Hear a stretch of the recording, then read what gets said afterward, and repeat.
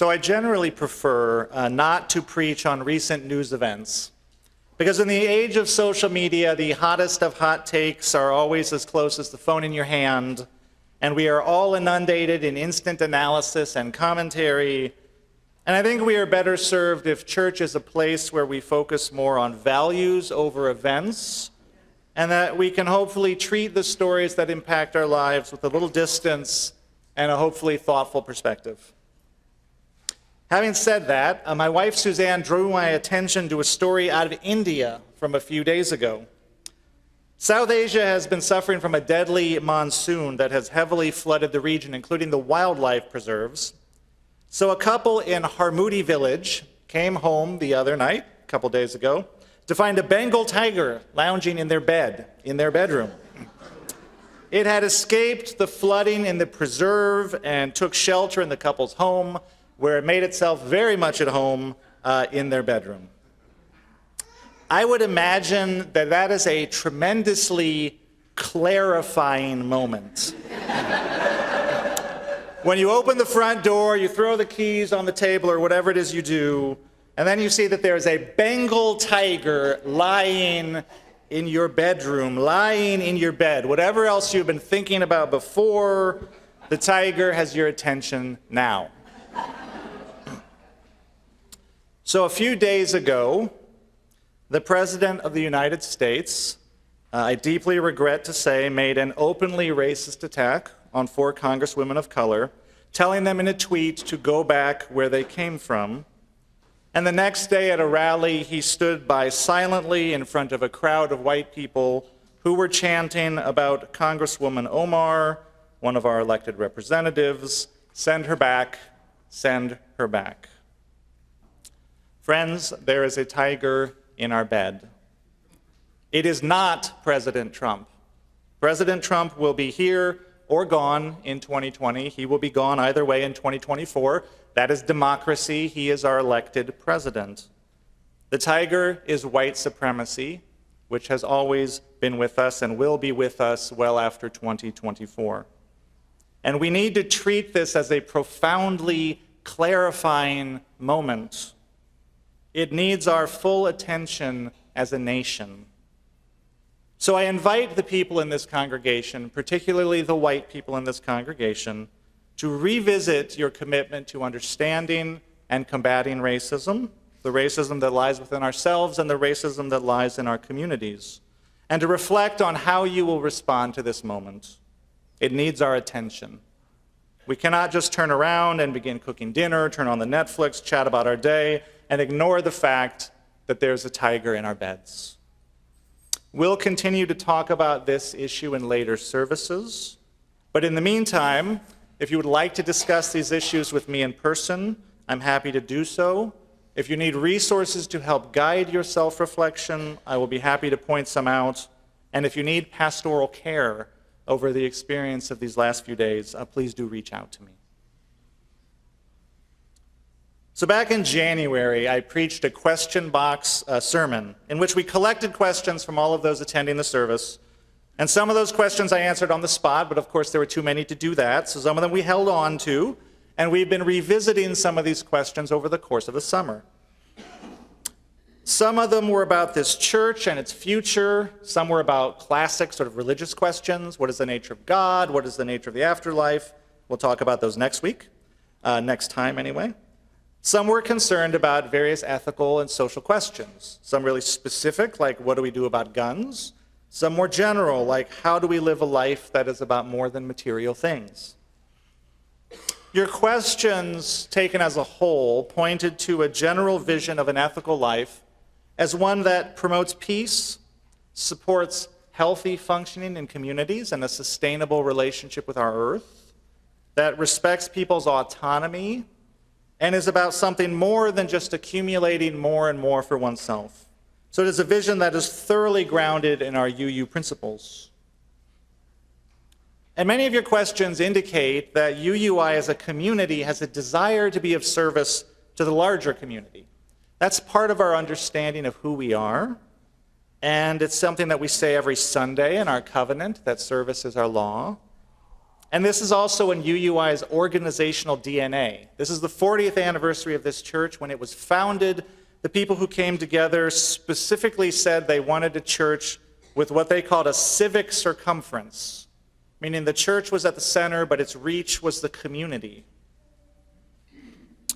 So your questions about promoting peace, promoting sustainability, reducing violence, supporting education, and so on, suggest some of the areas of engagement that you are currently passionate about. They're all worthy areas of service.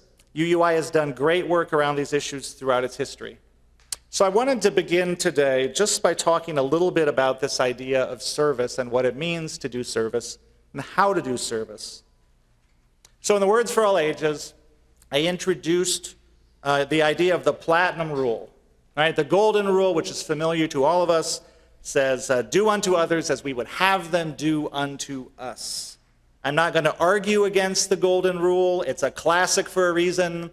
Some variant of it is found in just about every religious tradition or culture. I very rarely get to say unto otherwise.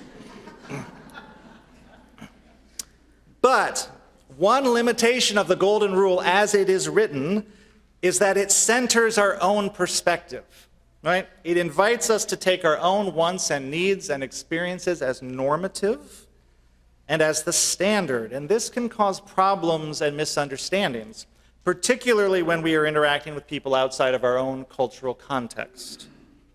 When the golden rule is combined with an earnest desire to serve others, like with a church community, it can cause the community's efforts sometimes to be unintentionally paternalistic and not what is being sought.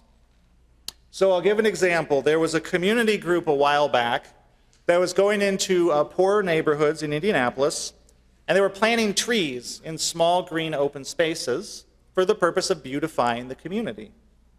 This was very well intentioned, right? Who does not love trees? It was a lot of work for them, and they were providing all of these trees for free. But what they consistently found was that after they had done all their work and gotten the trees planted, they would come back a couple days later and the trees had all been ripped up and put aside. And they began asking around to figure out what on earth was going on that their kind gesture was being rejected so rudely. And what they found when they asked around is that these open green spaces were actually soccer fields and football fields for the local kids.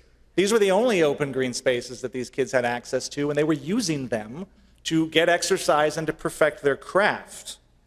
So the trees were actually a nuisance to the community and preventing the kids from doing what they needed to do, right? So their attempts to help had misfired.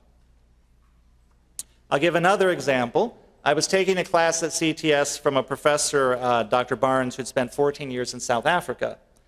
And he told us this story about an international organization which would go into poorer villages in Africa and provide needed improvements, usually with regard to providing access to clean water or medical care. And so they went to one particular village and they said, we're here to help you get access to clean water, we're here to help you dig wells and all this kind of stuff. And the villagers said, we don't want that. We want a soccer field. Well, the aid workers were a little put off by that. They didn't do that. It didn't seem like much of a priority for their time and their money, so they refused at first, and they said, no, you need clean water. And the villagers persisted, no, what we need is a soccer field. So eventually the aid workers relented, and they agreed that what they were going to do instead of digging wells was build a soccer field. So they took the time, they cleared the fields, and they built the bleachers and the scorecard and the nets and the ball and all of that, and then the village had a soccer field. Well, it turned out that the soccer field provided a center of the community for that village, where people could come together and build relationships. And while they were there building relationships, they could problem solve, and they could share resources. Moreover, this region had experienced a lot of war and ethnic strife in its recent past, and soccer provided a shared experience that people could bond over, so that people who had so recently been divided could reconnect and could come back together and learn to be neighbors again. Soccer was healing to this divided community. And once they came together, they could begin to work out for themselves how to solve problems around water accessibility or whatever it was. So it turned out a soccer field was exactly what they needed, which they knew. Only from the perspective of the aid workers did it seem nonsensical and wrong-headed and like a waste of resources. So the platinum rule, which is a variant of the golden rule, flips it just a little and says, do unto others as they want done unto them. Instead of centering our own values and our own experience, it centers the values of the other person.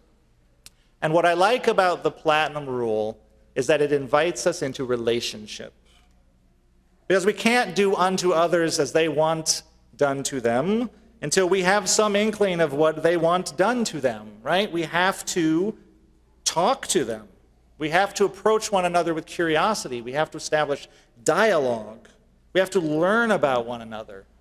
And instead of promoting an ethic of like helping other people, which can quickly become paternalistic as one group of people tries to save another group of people, it encourages an ethic of solidarity, where we build relationships and problem solve together.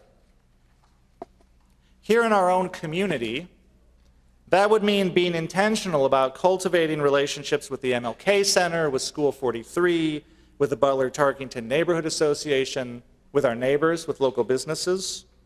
Those relationships have waxed and waned over the course of UUI's history for a variety of reasons. There's been a lot of great work done in this community in the past, and I will say that right now there are some great opportunities to do new relationship building here in the present that will carry us forward into the future where there's greater solidarity with the community. So I recommend to UUI that we take advantage of these new opportunities for relationship building, many of which you will find in the e-blast.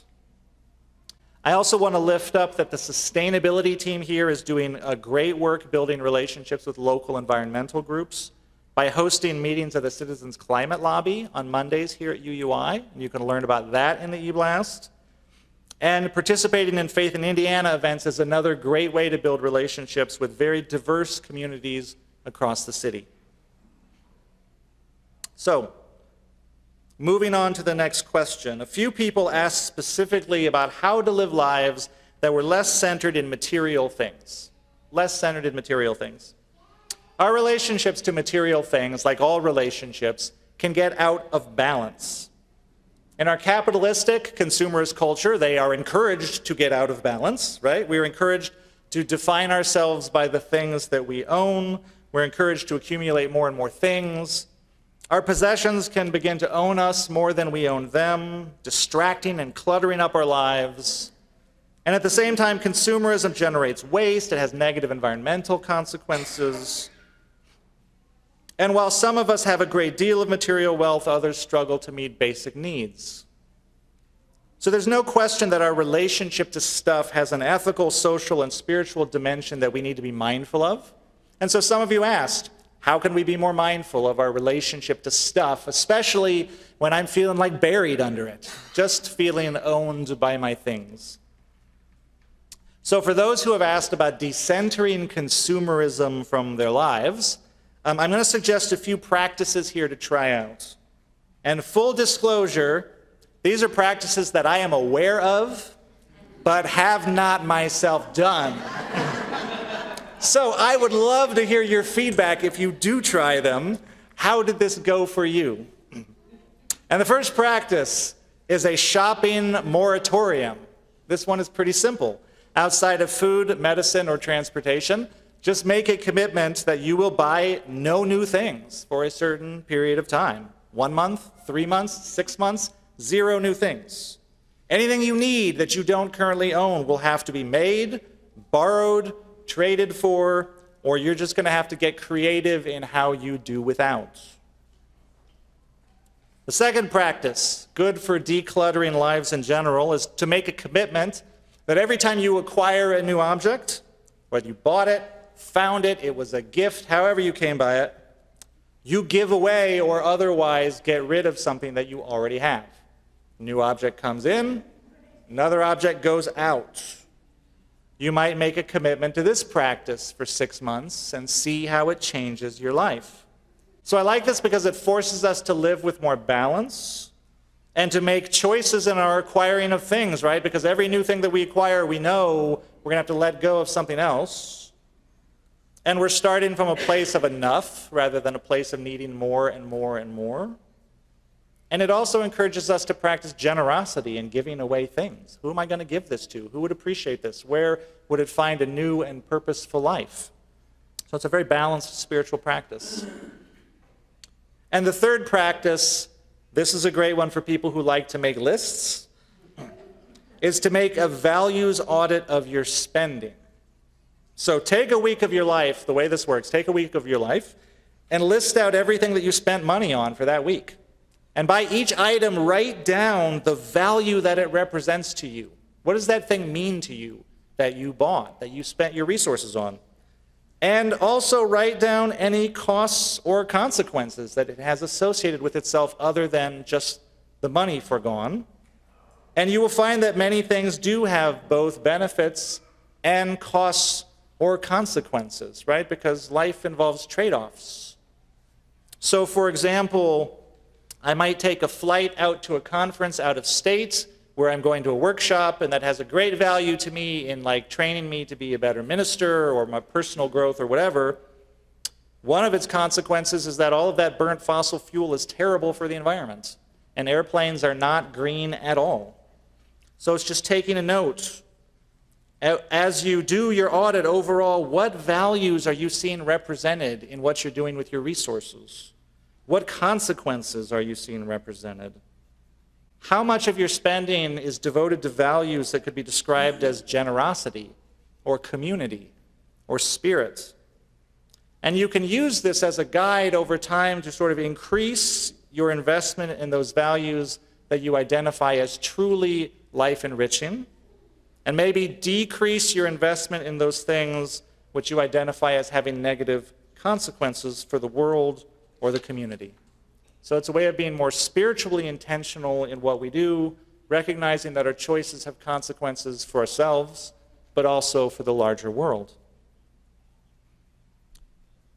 Our last question for today, many of you asked about how to promote peace in the world. How can we promote more peace in the world? And I would say always we begin by promoting peace in ourselves.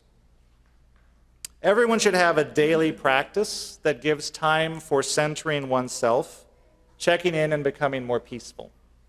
Some people pray or meditate, some people take walks, do yoga or drum or garden or whatever it is. Doesn't need to be elaborate, doesn't need to be lengthy. 5 minutes to find a quiet space to just still the body and take some slow, deep breaths can make a big difference. But whatever your spiritual practice is, I'm going to suggest to you that you be intentional about that practice in 3 ways. You might have to modify it just a little bit. First of all, make it a true practice, which means do it every day or do it as regularly as possible. Do it at the same time if that's possible, right? Make it a part of the rhythm of your life that you do this thing. Second, make checking in a part of this spiritual practice. And what I mean by checking in is take a minute to observe your own inner state. Are you anxious? Are you stressed? Are you excited? Are you happy? Are you sad? What is your emotional state at the moment? And how does your body feel? Does your body feel calm and relaxed? Does it feel tense? Do you hurt in different places? A lot of times in the modern world, we're very disconnected from our own bodies, and we're very disconnected from our own emotional experiences because we're rushing or we're doing whatever. So whatever your practice, make sure that it involves this time of just checking in, observing these things without judgment, but just being aware. And then finally, as you're doing your breathing or you're doing your practice, invite peace into your mind and body and set an intention. And this is the intention that I invite you to set. For the people that I interact with today, may I treat them with kindness and compassion. You can also ask for whatever else you need, patience, humor, gentleness. If you pray, you can pray for it. If not, you can just ask for it or set an intention for it. But just to review the basics of the practice, you're just checking in with yourself, observing yourself, calming yourself, and then specifically setting that intention for kindness and compassion. And once you get used to this, Once you get a little practiced at this, it can be a tool that you can use throughout the day, especially during transitions. Like if you're going from a really stressful day at work to what's supposed to be a calm evening at home. Check in, be aware that you're stressed out, invite peace into your body, and make an intention that you're going to be kind with your family and your loved ones. See how that changes things. You can use it in advance of difficult conversations or to prepare yourself for difficult situations. And I want to note, because we've been asked, the question I'm responding to is about creating peace in myself and creating peace in the world.